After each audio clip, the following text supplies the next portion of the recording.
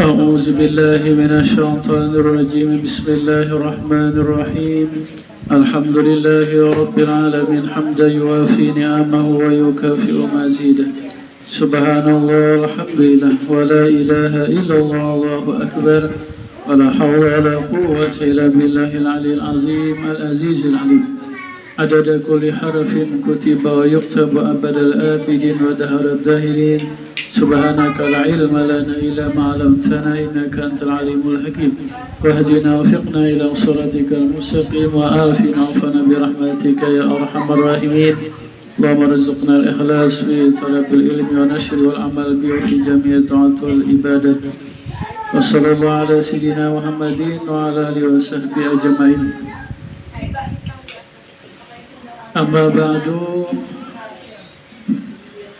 kita masih berada di bulan Syawal. Maka sebagaimana biasa, niat kita bersilaturahmi, berjamaah di dalam kebaikan, di dalam zikir. Kemudian kita membaca sebahagian daripada manakib Datuk Palampayan, menghauli Datuk Palampayan, karena beliau wafat di bulan Syawal ini.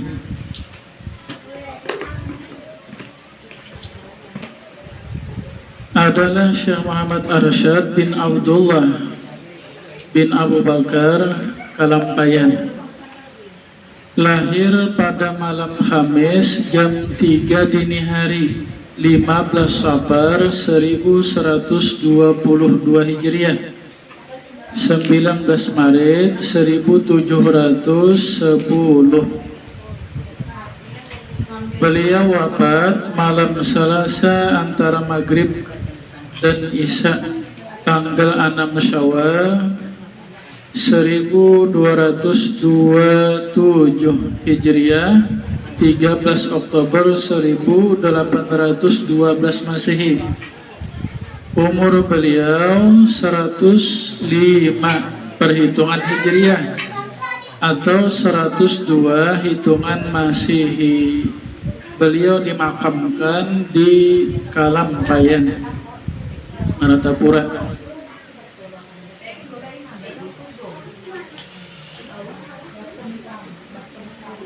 Semoga dengan barakah kita membaca manakib Datuk Palampayan, Allah Subhanahu wa Ta'ala merahmatilah kepada kita sekeluarga di dunianya, di alam barzahnya, di padang mahsyar, di hari kiamat nanti. Amin ya rabbal alamin. Berkata seorang ulama, Sufyan bin Uyainah, inda zikri solihin tanzilur rahmat. Di waktu dibacakanlah manakib, biografi orang-orang salih, maka Allah menurunkan rahmatnya dan kasih sayangnya kepada seluruh yang hadir. Nah, itu diantara harapan kita, diantara hikmah membaca manakib adalah mengundang rahmat Allah kepada kita. Semoga kita dirahmati Allah di dunianya, di alam barzahnya, dan di hari kiamat nanti dengan berkat Datuk Palampayan. Adalah Datuk Palampayan, beliau di waktu kecilnya diangkat anak oleh Sultan Tamjidullah. Maka Datuk Palampayan waktu kecilnya beliau tinggal di istana, di kerajaan Banjar.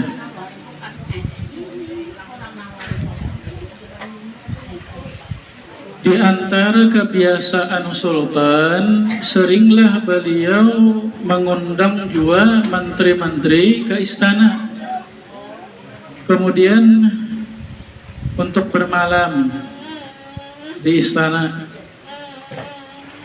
Maka pada suatu malam Datuk Palampayan waktu kecilnya juga turut tidur bersama menteri-menteri itu. Maka di sepertiga akhir malam dekat subuh, terbangunlah di antara menteri. Ternyata melihatlah Datuk Palampayan waktu kecil, waktu tidur itu tak angkat jasad Sidin, sekitar setengah meter tak angkat dari tempat tidur. Maka menteri ini percaya kada percaya melihat, ya kan, lalu dirangkul badan Datuk Palampayan waktu kecil itu, beserta abang gue. Lalu akhirnya Datuk Palampayan tak bangun, lalu menangis. Lalu ditanya oleh menteri,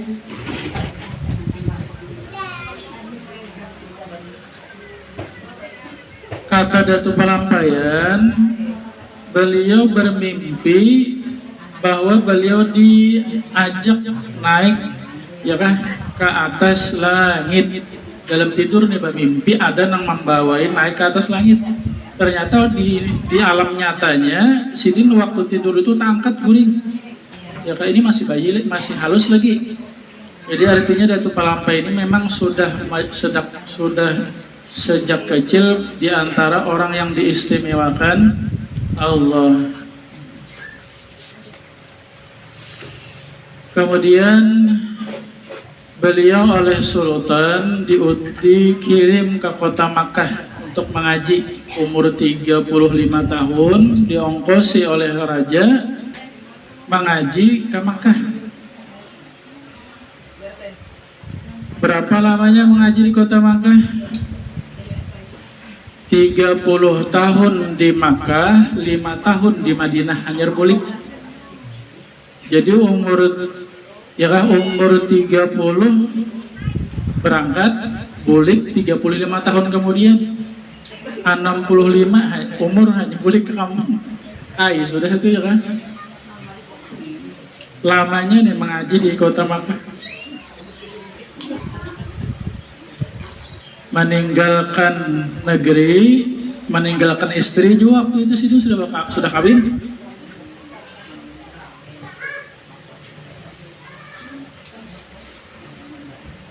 Lama jauh terpisah dengan orang-orang yang disayangi.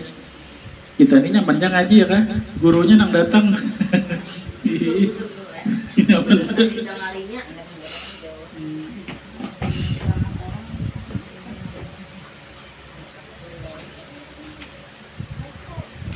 Nah, diantaranya lagi, jadi waktu suatu saat duduklah beliau bersama guru di Mekah.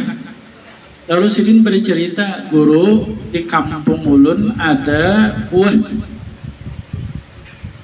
Kalau ini di Makkah itu buah, segala buah ada sudah di seluruh buah yang di dunia, seluruh dunia itu ada aja di Makkah ini sudah. Ekspor impor. Kalau bahari kan belum ada lagi. Ya kan, buahnya halus aja guru, tapi harum, manis. Ya kan. Di Makkah itu paling ada korma bener buah. Lalu sebentarlah Datuk Palampayan membuka jendela, ya, lalu mengulurkan tangan keluar, itu membawa ke dalam pulang. Apa? Ternyata beliau membawa buah kasturi. Begatah aja lagi. Nah guru, yang ini Makkah nih, buah banjar, buah kasturi. Buah kasturi siapa aja yang diambil Sidin? Iya kan, jadi Datuk Palampayan, iya kan, Sidin ada diberi raja tanah, bisi kabun Sidin. Kabun Sidin juga yang diambil, cuma tangan Sidin ini jauhnya mulai Makkah ke Matapura nih.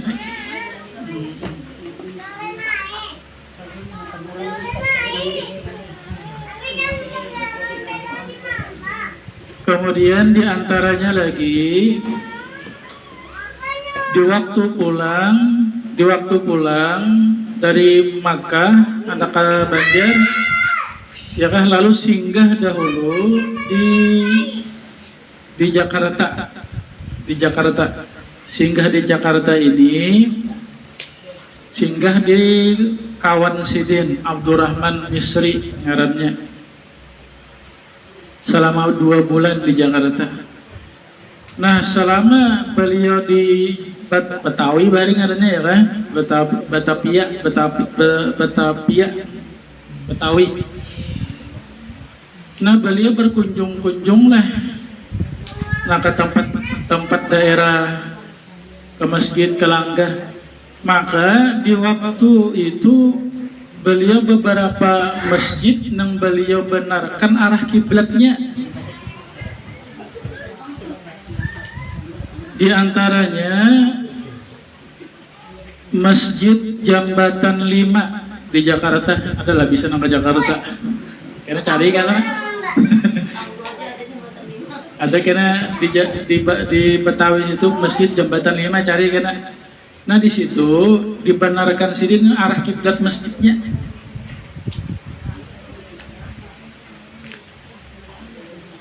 Lalu oleh masyarakat, wahai Datuk Kalampayan, kenapa jadi masjid kami salah? Apa buktinya? Maka oleh Datuk Kalampayan, ya kan? Nih, jasidin tilik nah, mulai jubah nih nah, baju jubah sidin tilik nah, ya kan? Tilik nah, jasidin bila tak kasih nih, arah kiblatnya salah nah, bila kasih nang bujur. Jadi mulai Jakarta itu nah baju jubah sidin tembus sampai ke Makkah, orang melihat sampai ke Ka'bah. Nah, lalu bertulis di masjid itu ada di kiblatnya, ada bertulis arah kiblat masjid ini dipalingkan ke kanan sebanyak 25 derajat oleh Syekh Muhammad Arsyad Al-Banjari pada tanggal 4 Safar 1186, 7 Mei 1772. Kemudian lagi di waktu beliau Datuk Kalampayan di atas kapal laut,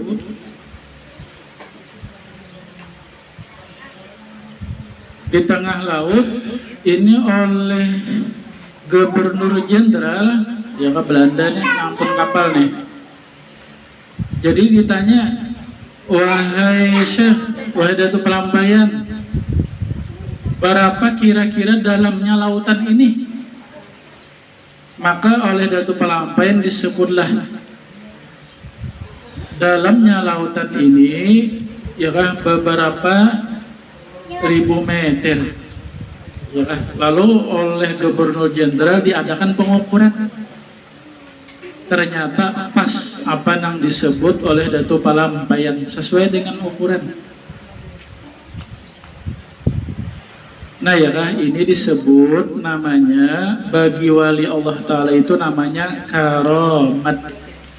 Apa arti karamat? Yaitu perkara yang menyalahi adat, aneh tapi nyata. Itu karamat namanya.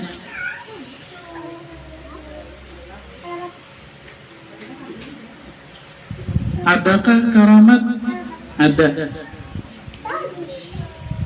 Siapa tidak percaya dengan adanya karamat, maka ini dia termasuk orang yang kada percaya dengan diantara ayat-ayat Al-Quran.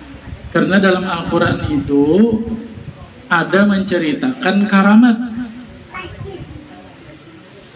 Di antaranya dalam Al-Quran menceritakan tentang adanya karamat bagi wali. Seperti karamat Mama Nabi Isa, ya kan? Mama Nabi Isa itu wali Allah Ta'ala.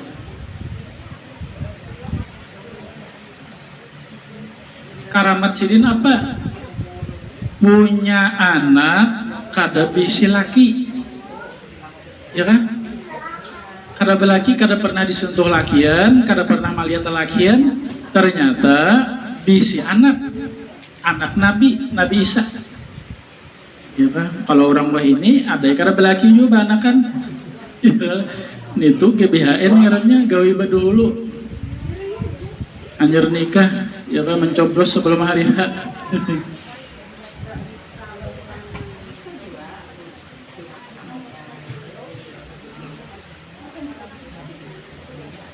Siti Maryam, ya kan mama Nabi Isa nih.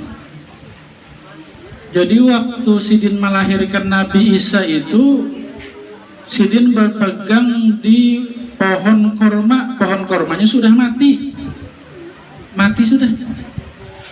Ternyata dipegang oleh Siti Maryam, pohon korma itu seketika berbuah, ya kan?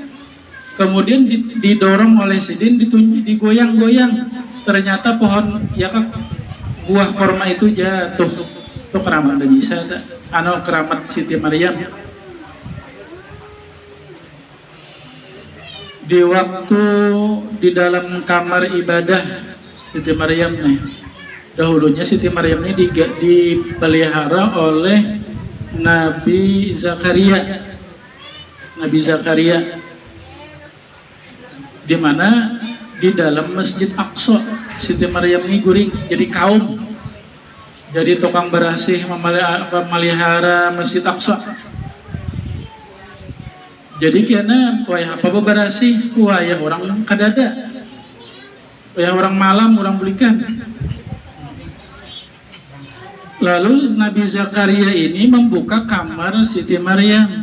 Ternyata di dalam kamar Siti Maryam ini ada buah-buahan yang kadada musimnya. Kada musimnya nak ada buah. Ya kan keramat ngarannya itu. Nah itu ada ceritanya dalam Al-Quran. Ya kan berarti bila kada percaya dengan cerita karamat, kada percaya dengan Al-Quran. Orang wahidi nang kada percaya lawan karamat dipadahkannya khurafat, ya kan dongeng, ya kan di HP itu rajin beder atau dongeng jadinya, khurafat jadinya, mahayal, ya kan, atau nasi dihalusakan entah halusinasi, bubur ya kan ngarannya halusinasi.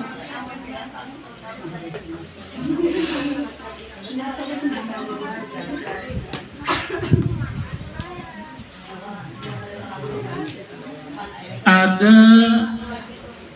tujuh orang tidur dalam goha. Berapa tidurnya? 309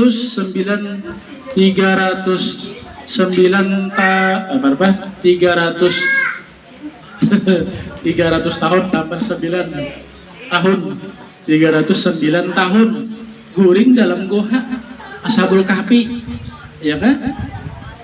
Itu aneh itu, nah tuh keramat juga tuh, keramat guring 309 tahun. Ada hancur awak, kada mati. Nah, keramat juga ngarannya itu dalam Al-Quran ada juga.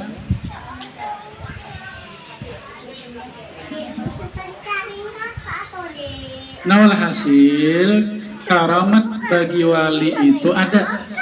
Yang bermakam wali ada, kemudian bagi wali itu ada diberi Allah karamat namanya, perkara yang aneh, menyalahi adat.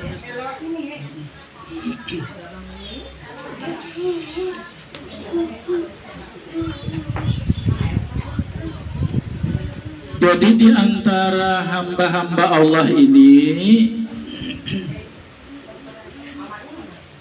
manusia anak cucu Nabi Adam. Jadi manusia ini ada orang beriman, ada orang kafir, ya kan? Nah kemudian orang beriman ini derajatnya beda-beda lagi di antara Allah, di antara hamba-hamba Allah ini ada orang beriman ini beda-beda lagi derajatnya di sisi Allah. Yang paling tinggi derajatnya itu adalah derajat Nabi Muhammad. Nabi Muhammad itu, ya kan, Imamul Anbiya Mursalin. Nabi Muhammad itu pemimpinnya segala nabi dan rasul.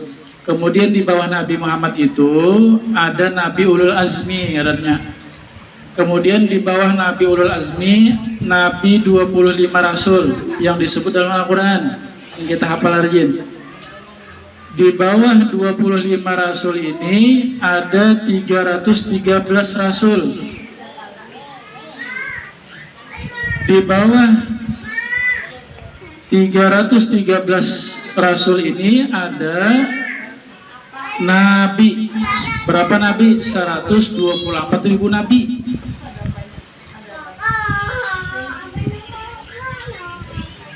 Kemudian siapa lagi yang di bawah derajatnya, yang di bawahnya adalah sahabat-sahabat Nabi Muhammad. Ya, itu termasuk orang yang tinggi makamnya. Nah, di bawah sahabat ini makamnya siapa? Wali-wali. Jadi wali itu ada di dalam Al-Quran. Ala inna awliya Allahi la khawfun alaihim wa lahum yahzanun. Kata Allah, perhatianlah, para wali-wali Allah Ta'ala itu la khawfun, sifat mereka itu tidak ada ketakutan, tidak ada duka cita masalah dunia. Ya kan? Mereka para wali-wali itu yang mereka takutkan itu adalah takut kepada Allah. Yang mereka takutkan itu adalah mati su'ul khatimah. Yang mereka sedihkan itu apabila mereka bekerja maksiat. Yang mereka sedihkan itu apabila ada ibadat ketinggalan. Nah, itu wali-wali.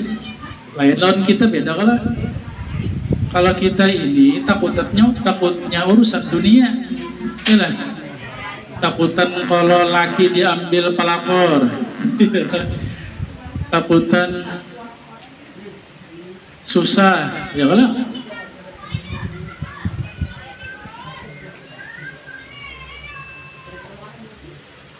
sabda Nabi, ma jabalallah waliyan illa bisakha wa husnul khuluq. Tidaklah Allah menjadikan seorang wali kecuali wali itu adalah tabiatnya pemurah dan baik akhlak.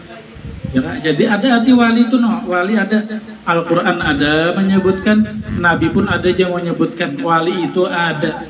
Nah, kemudian bagi wali itu ada karamat ngarannya, karamah.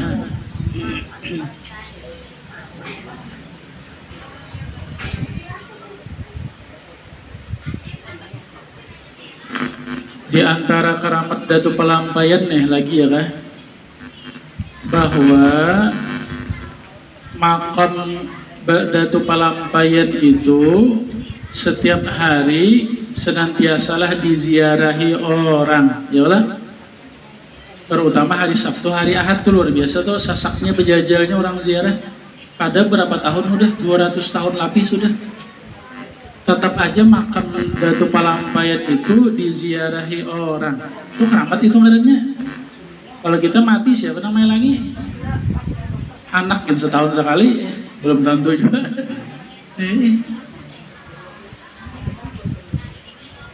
Banyak orang yang bahajat kabul, ya kan? Aku kena munnya hajatku kabul, hendak baelang ke Palampayan, ya kabul, baelangan orang. Iya kan? Itu karamat tuh ngarannya.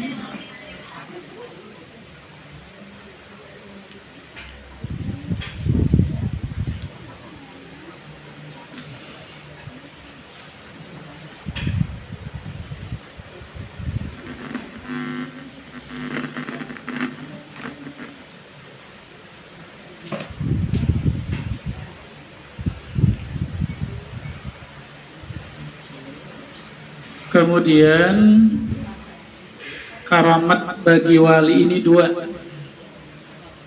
Ada karamat hissi namanya, ada karamat maknawi. Karamat hissi, karamat nang zohir, yaitu kesaktian, ya kan? Kesaktian tadi. Datu Palampayan kau mengambil buah dari tempat yang jauh, ya kan? Mengetahui arah kiblat, mengetahui dalamnya lautan. Itu keramat hisi ngarannya. Keramat hisi. Ada bagi wali itu keramat maknawi, dan ini yang paling besar. Karamat maknawi ini lebih besar daripada karamat hisi yang zahir.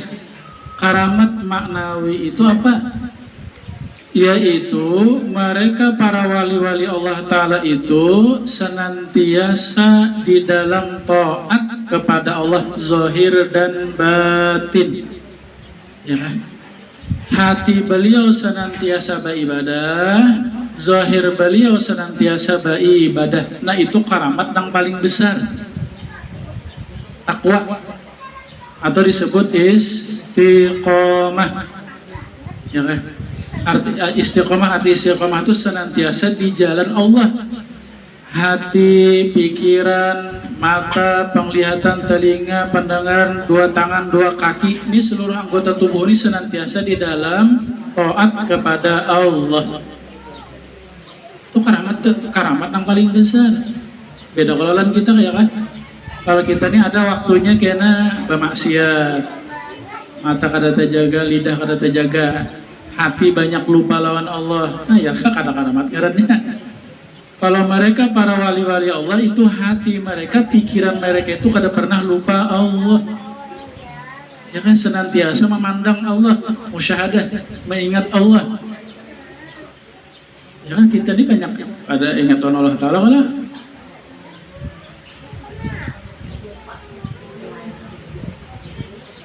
Kita ini susah ingat Allah. Kalau mereka para wali-wali susah lupa Allah. Ada kawa hendak melupakan Allah itu ada kawa. Ada kita ini hendak mengingat Allah ada kawa. Baliknya tuh sembahyang menyata-nyata menghadap Allah, ya kada ingat Allah Ta'ala.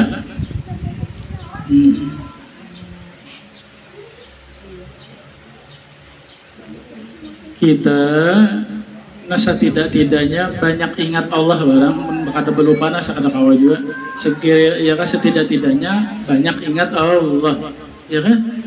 Jangan lupa Allah Ta'ala. Nah, yang kita ingat diantaranya kita mengingat rahmat nikmat Allah yang Allah berikan kepada kita, keluarga, ya kan? Ingat waktu melihat ya Allah ini nikmat pian, mendengar ya Allah ini nikmat pian, ya kan? Kau bergerak berdiam ya Allah ini nikmat pian, umur panjang sehat ya Allah ini nikmat pian, ya kan? Melihat muhalaki ya Allah nikmat pian.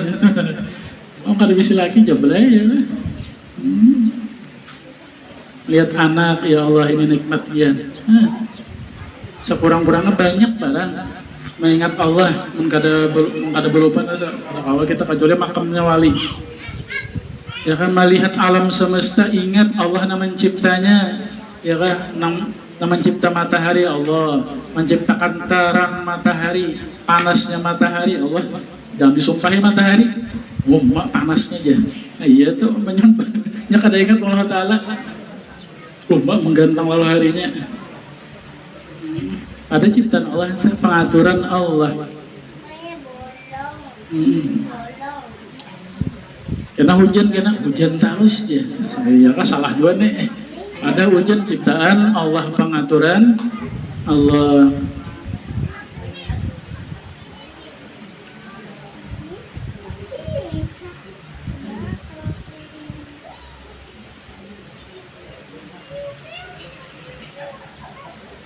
Kita tidak menjadi wali Allah, sekurang-kurangnya kita percaya bahwa ada di antara hamba Allah itu yang dijadikan makam wali Allah, ya kan? Pun kada percaya makam wali, kada percaya Al-Quran, kada percaya hadis Nabi.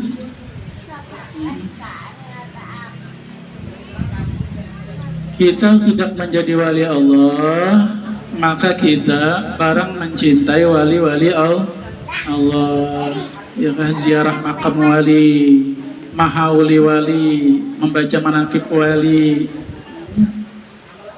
Karena anti wali dah. Wali kadada ziarah karamat itu kadada. Membaca manaqib bid'ah. Nah, ya sudah tuh. Sudah percaya? Sabda Nabi, firman Allah, ini hadis kursi namanya, dalam Al-Quran gak ada perkataan Allah, tapi dalam hadis Nabi, man ada liwaliyan faqad azantuhu bil harbi, siapa yang memusuhi waliku, ya kan, siapa yang menyakiti waliku, maka dia menyatakan perang dengan aku. Insya Allah kita percaya aja ya kalau lan wali. Apalagi bagian Jawa, wali songo. Saudara percaya lan wali songo. Ya kan? Asalnya kita di Banjar ini tadi di Jawa, tadi dulu di Jawa.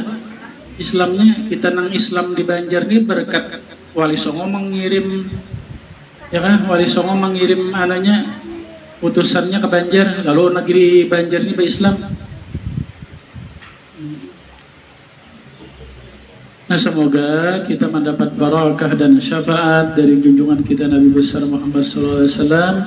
Demikian seluruh anbiya al-mursalin, sahabat-sahabat Nabi, ahli bait Nabi, wali-wali Allah, ulama dan guru-guru kita. Berkat Nabi, berkat surah Fatihah ila hadrati Sayyidina Muhammad SAW.